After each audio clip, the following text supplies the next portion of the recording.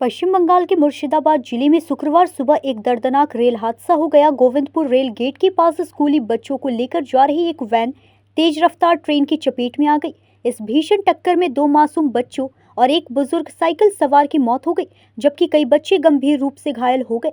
जानकारी के मुताबिक हादसा कटवा अजीमगंज रेलखंड पर गेट नंबर 24A/2 के पास हुआ। बताया जा रहा है कि एक ट्रेन गुजरने के बाद रेलवे फाटक खोला गया, जिसके बाद स्कूल वैन पटरी पर पहुंची। तभी दूसरी दिशा से आ रही ट्रेन ने वैन को जोरदार टक्कर मार दी।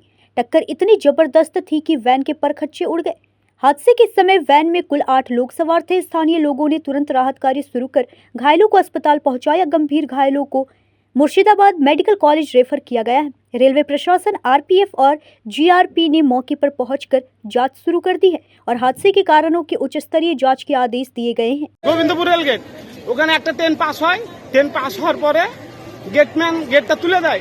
তখন যখন গেটটা তুলে টাটা সুমোটা আগিয়ে যায়, তারপরে দ্বিতীয় একটা ট্রেন এসে ওকে আঘাত করে, ওখানে অ্যাক্সিডেন্ট হয়ে সব পড়ে থাকে। তারপরে ওখানে বাসিন্দা বা ওখানকার স্থানীয় যারা লোকাল লোক আছে তারা উঠিয়ে নিয়ে এসে হসপিটালে অ্যাডমিট করে।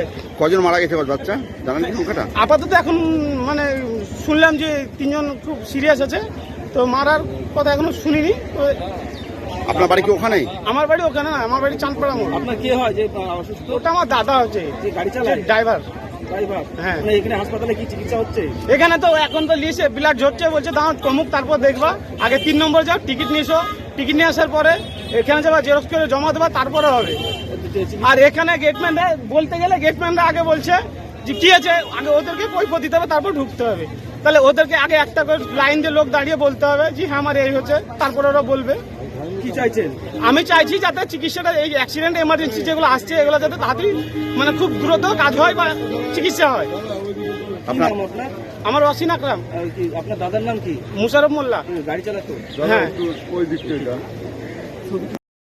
न्यूज़ इंडिया 24 से काजल सिंह, ब्यूरो रिपोर्ट।